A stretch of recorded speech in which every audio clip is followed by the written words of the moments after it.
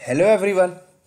तो अब हम AWS प्रोजेक्ट के बारे में आज बात करेंगे। ठीक है, AWS पे कैसे कंपनी सेटअप लगाती है। अगर आप कंपनी में जाते हो और अगर आपको बोला जाए कि भाई 3 टियर एप्लीकेशन आर्किटेक्चर डिज़ाइन करना है हमें AWS के ऊपर, या 2 टियर एप्लीकेशन आर्किटेक्चर हमें डिज़ाइन करना है AWS के ऊपर, तो किस तरीके से किया जाएगा आज हम उसके बारे में बात करेंगे। दोस्तों, अभी तक आप एक एक सिंगल सिंगल रिसोर्सेस को पढ़ रहे थे, अब आज पूरा रिसोर्सेस मिलकर एक आर्किटेक्चर बनेगा। और ऐसा समझ लो कि कंपनी अगर AWS पे है तो उसका आर्किटेक्चर कुछ इसी तरीके से डिजाइनिंग हो चुका होगा या कंपनी करेगी, जो मैं आपको आज शेयर करने जा रहा हूं। तो चलिए शुरू करते हैं।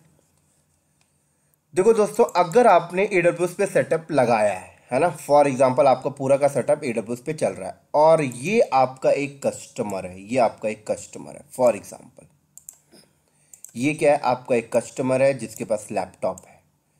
ठीक है, ऐसे मैं बोलूं,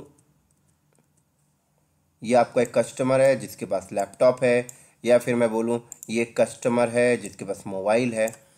अब ये कस्टमर अपने लैपटॉप या मोबाइल पे जाकर आपके वेबसाइट की तरफ किस तरीके से आता है, www.sanjaydahiya.com, है ना। तो आपने कभी नोटिस किया है कि ट्रैफिक सबसे पहले कहाँ पे जा रही हो? क्या डायरेक्ट ट्रैफिक वेब सर्वर पे चली जाती है? क्या डायरेक्ट ट्रैफिक एप्लीकेशन सर्वर पे चली जाती है? क्या डायरेक्ट ट्रैफिक आपके लोड बैलेंसर पे चली जाती है? क्या डायरेक्ट ट्रैफिक आपके क्लाउड फ्रंट पे चली जाती है? राइट? क्या आपने कभी नोटिस किया है कहाँ पे जाती है सबसे पहले ट्रैफिक, अगर कोई भी कस्टमर हमारी वेबसाइट की तरफ आ रहा होता है तो मैं आपको बता दूं दोस्तों, सबसे पहले ट्रैफिक जाती है DNS के पास। और यहां पर DNS क्या है, यहां पर हमारा DNS की सर्विस क्या है, रूट 53। मैं यहां पे लिख देता हूं रूट 53। और मैंने DNS रजिस्टर्ड किया है GoDaddy से, जैसे कि मैंने आपको बता रखा है। और मैंने होस्ट किसके ऊपर किया है AWS के ऊपर मैंने होस्ट किया है। और मैंने रूट 53 के अंदर रिकॉर्ड किस तरीके से बनाया, इस तरीके से बनाया कि भाई www.sanjaydahiya.com, ऐसे मैंने एंट्री कर रखी है, राइट। सी नेम, और किसको पॉइंट बनाया मैंने, क्लाउड फ्रंट को। किसको बनाया मैंने पॉइंटर, क्लाउड फ्रंट, मैंने आपको बता रखा था पहले भी। तो ट्रैफिक सबसे पहले आनी है दोस्तों आपके DNS, जहां पर भी आपका DNS होस्ट होगा। अगर यहाँ पे रूट 53 के ऊपर होस्ट है तो ट्रैफिक सबसे पहले DNS के पास आने वाली है। क्लियर? उसके बाद ट्रैफिक DNS के बाद आगे निकल के कहाँ जाएगी, और आगे निकल के ट्रैफिक जाएगी आपके क्लाउड फ्रंट के पास। आपने यहाँ पे डिफाइन कर रखा है क्लाउड फ्रंट, मैं यहाँ पे बना देता हूँ, ये रहा आपका क्लाउड फ्रंट। तो ट्रैफिक DNS से निकल के कहाँ पे जा रही है, क्लाउड फ्रंट के पास जा रही है। तो आपने बोला कि अगर स्टैटिक कंटेंट कस्टमर को चाहिए तो क्लाउड फ्रंट से ही लेकर चला जाए। किससे लेकर चला जाए, क्लाउड फ्रंट से ही स्टैटिक कंटेंट लेकर वापस चला जाए। लेकिन अगर बंदा स्टैटिक कंटेंट नहीं डायनेमिक कंटेंट के लिए आ रहा है, तब ट्रैफिक अंदर आपने डिसाइड किया कि अब ट्रैफिक अंदर जाए। और आपने बोला अंदर कहाँ पे जानी चाहिए, तो आपने दोस्तों यहाँ पर एक कैश सर्वर लगा रखा है। खुद के अपने कैश सर्वर आपने डिज़ाइन किया है। अगर AWS में कैश सर्वर की बात करें तो यहाँ पर रेडिस, राइट।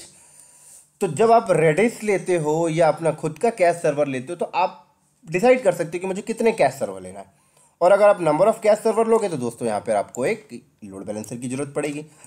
और मैं आपको बता दूं, अगर आपने AWS का रेडिस लिया है तो आप जब रेडिस लेते हो तो आपसे पूछता है भाई कितने क्लस्टर नोड चाहिए, तो आपने 2 लिया तो ऑटोमेटिक वो लोड बैलेंसर देगा आपको उसकी टेंशन नहीं लेनी है। आप चाहो तो एज अ प्रॉक्सी सर्वर भी यूज़ कर सकते हो कैश के लिए। तो मैंने बोला कि ये 2 कैश सर्वर हैं मेरे जो लोड बैलेंसर पे ऐड है। ये जो कैश सर्वर है दोस्तों, ये डेटाबेस का कैश सर्वर है। यहाँ पे मैं लिख देता हूँ ये मेरा कैशिंग सर्वर है। क्लियर? तो कैशिंग सर्वर से कंटेंट मिल जाएगा, अगर क्लाउड फ्रंट से नहीं मिला तो कैशिंग सर्वर से मिल जाएगा। लेकिन अगर कैशिंग सर्वर में भी कंटेंट नहीं है, उसको एकदम लेटेस्ट कंटेंट चाहिए, तब दोस्तों ट्रैफिक आपकी अंदर जाएगी। और अब ट्रैफिक आपके अंदर जाएगी, और अंदर कहाँ पे जाएगी मैं आपको बता के चलता हूँ। ट्रैफिक अब यहाँ से अंदर गई, इस तरह से अंदर आई और इस तरह से यहाँ पे आई, और दोस्तों यहाँ पर हमारा लोड बैलेंसर लगा हुआ है, राइट। यहाँ पर भी हमारा एक लोड बैलेंसर लगा हुआ है। यहाँ पे मैं डिज़ाइन कर देता हूँ ELB। तो अब ट्रैफिक लोड बैलेंसर पे आया, और लोड बैलेंसर के अंदर आपने मल्टीपल टारगेट ग्रुप बना रखे हैं, लाइक वो target group 1 target, right, number of target group बना रखे हैं आपने। और ये जो मैं आपके सामने डायग्राम बना रहा हूँ दोस्तों, ये हमारा ऐसा समझ लो, ये हमारा टीयर 1 हो गया, ये टीयर 2 एंड टीयर 3। तो मैंने टीयर 1 में क्या किया, नंबर ऑफ टारगेट ग्रुप बनाए, एक टारगेट ग्रुप ये बनाया, दूसरा ये एंड तीसरा ये। यहाँ पर भी नंबर ऑफ टारगेट ग्रुप मैंने बनाए, यहाँ पर भी नंबर ऑफ टारगेट ग्रुप मैंने बनाए, ठीक है। इस तरीके से मैं इसको थोड़ा सा बड़ा कर देता हूँ, थोड़ा सा साइज दूर दूर कर देता हूँ। ये एक टीयर हो गया और एक टीयर ये हो गया। तो इसके अंदर मैंने नंबर ऑफ टारगेट ग्रुप बनाए, और इन टारगेट ग्रुप के अंदर क्या VMs चल रही होंगी, राइट। और दोस्तों ये हमारा टीयर 1 टीयर 2 एंड टीयर 3। तो मेरा पहला वाला टीयर जो है वो वेब टीयर है, आप समझ लो वेब टीयर है ये आपका वेब टीयर। और ये हमारा एप्लीकेशन टीयर है, यहाँ पे हमारा एप्लीकेशन चल रहा है, एप्लीकेशन टीयर मैंने लिख दिया। और दोस्तों ये हमारा डेटाबेस टीयर है, तो मैंने यहाँ पे लिख दिया DB टीयर। तो ये जो हमारा पॉइंट है, ये हमारा एक टारगेट ग्रुप है जिसका नाम हमने रखा है सॉफ्टवेयर, और ये हमारा एक टारगेट ग्रुप है जिसका नाम हमने रखा है इमेजेस, और ये हमारा एक टारगेट ग्रुप है जिसका नाम हमने रखा है सॉन्ग। तो दोस्तों सॉफ्टवेयर टारगेट ग्रुप के अंदर हमारे 2 VMs ऐड हैं, 2 से ज़्यादा भी हो सकते हैं आपके नीड के हिसाब से, राइट। कंपनी में 10 होंगे, 20 होंगे, 100 होंगे, 2000 होंगे। मैं आपको समझाने के लिए 2-2 करके चल रहा हूँ। तो इन दोनों VM के अंदर सॉफ्टवेयर है, इन दोनों VM के अंदर इमेज है, इन दोनों के अंदर VM के अंदर सॉन्ग्स हैं, और ये सारे वेब सर्वर हैं। अब वेब सर्वर पर ट्रैफिक आई, अब उसको एप्लीकेशन चाहिए, तो एप्लीकेशन सर्वर यहाँ चल रहे हैं। तो ये हमारा एप्लीकेशन यहाँ पे चल रहा है, ये यहाँ पर भी हमने नंबर ऑफ टीयर्स बना रखे हैं।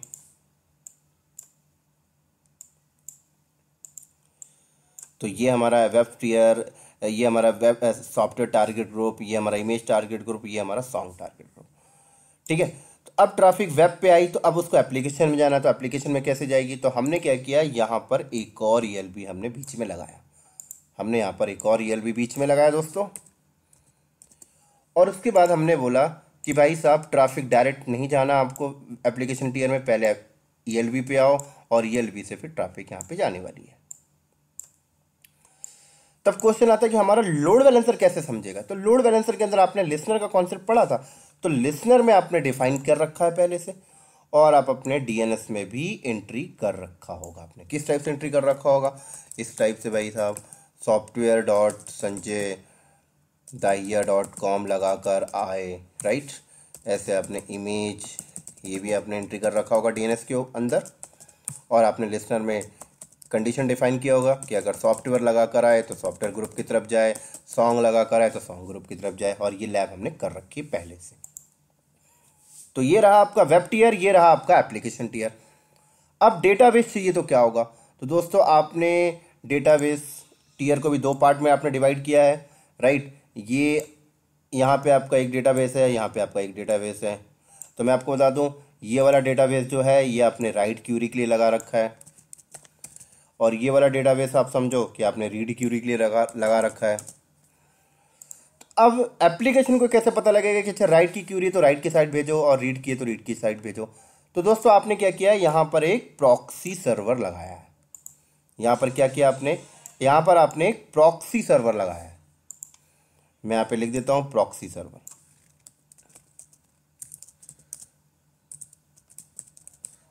ठीक है। तो ये आपने क्या बोला कि सबसे पहले ट्रैफिक प्रॉक्सी सर्वर के पास आया, प्रॉक्सी सर्वर एक लोड बैलेंसर की तरह ही काम कर रहा है यहाँ पर, और प्रॉक्सी सर्वर में आपने कंडीशन डिफाइन किया कि अगर राइट की क्यूरी हो तो इधर चली जाए, और रीड की क्यूरी हो तो इधर चली जाए, क्लियर। लेकिन अभी क्वेश्चन आता है यहाँ पर कि ये VMs कहाँ पे टिकी हुई हैं। तो दोस्तों ये VMs आपको पता है VPC पे टिकी हुई है, तो आपको फिर VPC भी चाहिए। तो आपने वीपीसी बनाया, फिर आपने वीपीसी का CIDR वैल्यू डिफाइन किया कि भाई हमने इस नेटवर्क से हमें वीपीसी सेटअप लगाना है। तो फिर आपने सबनेट भी बनाए होंगे नंबर ऑफ, राइट। तो आपने एक वेब सबनेट 1 आपने बनाया, राइट। आपने एक वेब सबनेट 1 बनाया। इसी तरीके से आपने एक वेब सबनेट 2 बनाया। मैं बताऊंगा अभी मैं दो क्यों बना रहा हूं, अभी आपको शेयर करता हूं।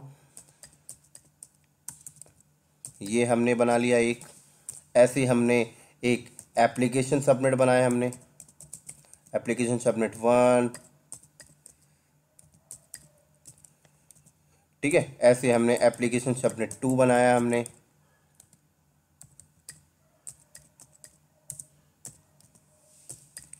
तो दोस्तों ये मैं जो आपको बता रहा हूँ ये पूरा का पूरा ओवरव्यू है पूरा सेटअप लगाने का AWS में, राइट। ऐसे आपने DB सबनेट बनाया, DB सबनेट 1 बनाया आपने।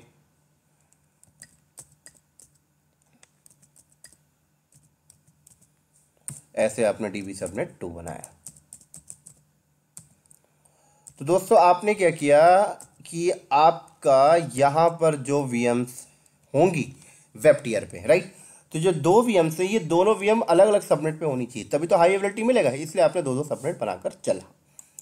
अब क्वेश्चन आती है भाई वेब सर्वर को इंटरनेट पे भेजना है, तो फिर आपने यहाँ पर IGW ले लिया दोस्तों। क्या ले लिया आपने यहाँ पर? IGW क्रिएट कर लिया। और जब आपने IGW क्रिएट किया तो आपका IGW क्या इंटरनेट से कनेक्टेड होता है, ये रहा इंटरनेट। तो अब आपको पॉइंट डिफाइन करने के लिए रूट टेबल चाहिए दोस्तों। आपने यहाँ पर एक रूट टेबल ले लिया और रूट टेबल का आपने नाम रखा web-rt, राइट। और आपने बोला कि भाई इस पॉइंट पे आप चले जाओ, लेकिन आप निकलोगे किससे? हमने बोला IGW। और किसको निकाल रहे हैं हम? ये दो सबनेट को निकाल रहे हैं हम। ये हमने एक सबनेट डिफाइन किया, ऐसे ही हमने दूसरा सबनेट डिफाइन कर दिया। क्लियर? तो हमारा वेब सर्वर क्या होगा, IGW के पास आएगा और इंटरनेट पे चला जाएगा। लेकिन अब क्वेश्चन आता है एप्लीकेशन सर्वर और DB सर्वर को भी इंटरनेट देना है, तो अब हम क्या करेंगे? नेट गेटवे लेंगे। जैसे आपने पढ़ रखा नेट गेटवे सिक्योर होता है, राइट। तो आपने जब नेट गेटवे लिया तो फिर आपको रूट टेबल भी चाहिए भाई रूट डिफाइन करने के लिए। तो आपने यहाँ पर क्या किया, एक और आपने रूट डिफाइन किया और आपने इस बार रूट टेबल का नाम रखा private-rt। आपने बोला भाई साहब आप भी चले जाओ इंटरनेट पे। अब आपको एक चीज़ ध्यान रखना है, जब आप नेट गेटवे को क्रिएट करोगे तो आपको उसे उस सबनेट में बनाना होगा जो सबनेट डायरेक्ट IGW की तरफ पॉइंट है। तो ये दोनों सबनेट पॉइंट है तो आप किसी भी सबनेट में बना सकते हो, है ना। ये चीज़ आपको ध्यान रखनी है। फिर आपने पॉइंट कर दिया नेट गेटवे, और उसके बाद आपने किसको किसको डिफाइन कर दिया? एप्लीकेशन और DB को। तो ये हमने डिफाइन कर दिया, राइट। ऐसी अगला भी हमने यहाँ पर डिफाइन कर दिया 10.0.3.0/24, राइट। और मैं इधर ऊपर लिख देता हूँ, मेरे पास जगह नहीं है तो मैं इधर ऊपर लिख देता हूँ, आप लोग समझ जाना। मैं 3 हो गया 4.0/24, राइट। और उसके बाद मैंने एक और डिफाइन कर दिया। तो अब क्या होगा दोस्तों, हमने रूट टेबल में भी रूट भी डिफाइन कर दिए। तो अब यहाँ पे क्या होने वाला है देखो, अब हमारा एप्लीकेशन यहाँ से और DB यहाँ से और ये यहाँ से बाहर इंटरनेट पे चला जाएगा। तो अब ये हमारा डिज़ाइनिंग हो गया। अब बात आती है कि भाई अगर इस टीयर पे कोई सर्वर डाउन हो जाए तो ऑटोमेटिक कैसे क्रिएट हो जाए, इस पे कोई सर्वर डाउन हो जाए तो ऑटोमेटिक कैसे आ जाए, इस पे कोई चीज़ डाउन हो जाए तो ऑटोमेटिक कैसे आ जाए। तो दोस्तों यहाँ पर फिर आप एक ऑटो स्केलिंग को भी यूज़ कर रहे हो, है ना। ऑटो स्केलिंग का टॉपिक भी बीच में आ रहा है। और ऑटो स्केलिंग तो हमारा लोड बैलेंसर क्या करेगा, ऑटो स्केलिंग को इन्फॉर्म कर देगा कि भाई ये वाला सर्वर डाउन हो गया है। तो हमारा ऑटो स्केलिंग क्या करेगा, ऑटो स्केलिंग के अंदर हमने क्या बना रखा है दोस्तों, लॉन्च कॉन्फ़िगरेशन। तो हमारा ऑटो स्केलिंग लॉन्च कॉन्फ़िगरेशन को जाकर बोलेगा कि भाई साहब आप लॉन्च कर दो उस कॉन्फ़िगरेशन की VM यहाँ पे ही क्रैश हो चुकी है। ऐसे ही आप कम से कम 3 लॉन्च कॉन्फ़िगरेशन बना के रखोगे, इसके लिए अलग, इसके लिए अलग, इसके अलग। तो ये चीज़ आपको समझ में आ रही होंगी। ठीक उसी तरीके से अब ये पूरा सेटअप हमारा लग चुका है AWS के ऊपर। अब बात आती है भाई इसकी मॉनिटरिंग करनी है तो आपको क्लाउड वॉच भी चाहिए। फिर क्वेश्चन आता है कि भाई जब आप ये सेटअप वीपीसी वगैरह लगा रहे होगे तो आपको यहाँ पे सबनेट का भी आइडिया होना चाहिए, सिक्योरिटी ग्रुप का भी आइडिया होना चाहिए, एसीएल का भी आइडिया होना चाहिए। तो सारा कुछ आपको आइडिया होना चाहिए, तभी आप ये पूरा का पूरा वीपीसी वाला पोर्शन जो है वो आप सेटअप कर सकते हो। उसी तरीके से जब आप यहाँ पर वीएम डिप्लॉय करोगे तो आपको पता होना चाहिए भाई किस प्राइसिंग का वीएम लगाना है, उसका टाइप क्या होना चाहिए, प्राइसिंग ऑन डिमांड या कौन सा लगाना है, फिर वॉल्यूम किस टाइप का चाहिए, S3 बकेट किस टाइप का चाहिए। तो ये यहाँ पर सारी चीज़ें पूरी आ चुकी हैं जो आपने एक एक रिसोर्सेज पढ़ा था। उसी तरीके से फिर बात आती है कि भाई बहुत बड़ा सेटअप हो चुका है, अब यहाँ पे मल्टीपल टीम्स काम कर रही है, तो आईएम का टॉपिक भी बीच में आएगा। भाई परमिशन देना है, रोल डिफाइन करना है, राइट। उसके बाद बात आती है भाई ये पूरा का पूरा सेटअप हमें ऑटोमेशन करना है, तो फिर क्लाउड फ्रंट भी बीच में आ जाएगा, टेराफॉर्म भी आ जाएगा इस पे बीच में। फिर बात आती है कि भाई ये वीएम, इनमें से जो यहाँ पे 100 वीएम चल रही है, 100 में से रात पे 20 वीएम यूज़ नहीं होती, उसको शट डाउन करना है, तो भाई साहब लामडा भी आपका आ जाएगा, राइट। यहाँ पे क्लाउड फ्रंट भी आ गया। तो यहाँ पर देखा जाए तो ये आपका पूरा का पूरा सेटअप आ गया। तो दोस्तों मैं आपको ये बताना चाहता हूँ कि ये एक कंपनी जब AWS पे सेटअप लगाई है तो उसका स्ट्रक्चर 90% ऐसा ही होगा, 90% ऐसा ही होगा, राइट। तो आपको ध्यान रख के चलना है कि ये एक एप्लीकेशन आर्किटेक्चर की डिजाइनिंग है जो मैं आपको शेयर करके चल रहा हूँ। अगर आपने ये डिजाइनिंग अपने दिमाग में बैठा लिया तो आप समझ लो आपका इंटरव्यू क्लियर हो जाएगा AWS में। तो एक और पॉइंट मैं आपको बता दूं, हम AWS में जो अभी तक पढ़ रहे थे ना, वो एक एक रिसोर्स पढ़ रहे थे। हमने EC2 पढ़ा, S3 पढ़ा, वॉल्यूम पढ़ा, लोड बैलेंसर पढ़ा, एक एक रिसोर्स पढ़ रहे थे। अब हमने क्या किया, ये पूरा का पूरा सेटअप कंबाइन करके लगा दिया। तो आई होप ये आपको समझ में आ रही होगी। अगर आपसे कोई इंटरव्यू पूछता है कि भाई आपको एप्लीकेशन आर्किटेक्चर का आइडिया है AWS पे, तो आपको ये पिक्चर माइंड में ध्यान रखनी है, राइट। ऐसे बहुत सारी चीज़ें इसके अंदर आती हैं जो हमने हमारे कोर्स के पार्ट में नहीं है, बहुत सारी चीज़ें, बट एक ये जो मैं आपको बता रहा हूँ एक मेजर चीज़ है, एक बेसिक चीज़ है। इनके बिना तो सेटअप, इनके बिना तो कुछ होना ही नहीं है क्लाउड पे, ऐसे समझ लो।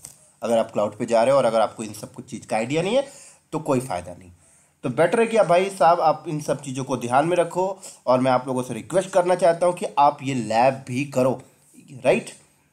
अगर मुझे टाइम मिलेगा तो मैं इसका एक लैब भी बना के डाल दूंगा, बट बहुत ही लंबा लैब है, राइट। क्योंकि मैंने जब इसका लैब बनाया था पूरा का पूरा सेटअप, तो मुझे कम से कम 4 घंटे लग गए थे, राइट। तो अगर मुझे टाइम मिला तो मैं इसकी लैब भी डालूंगा, लेकिन मुझे उम्मीद है कि आप कर लोगे, क्योंकि मैंने हर एक रिसोर्सेज को बहुत ही डेप्थ में आपको पढ़ाया है। और यहाँ पर कुछ भी नहीं है, आपको रिसोर्सेज को थोड़ा सा आपको लॉजिक लगाना है और रिसोर्सेज आपको कंबाइन करके सेटअप लगाना है, बस। और अगर आप इतना कर लोगे तो आप समझ लो AWS पे आप 70% एक्सपर्ट हो चुके हो।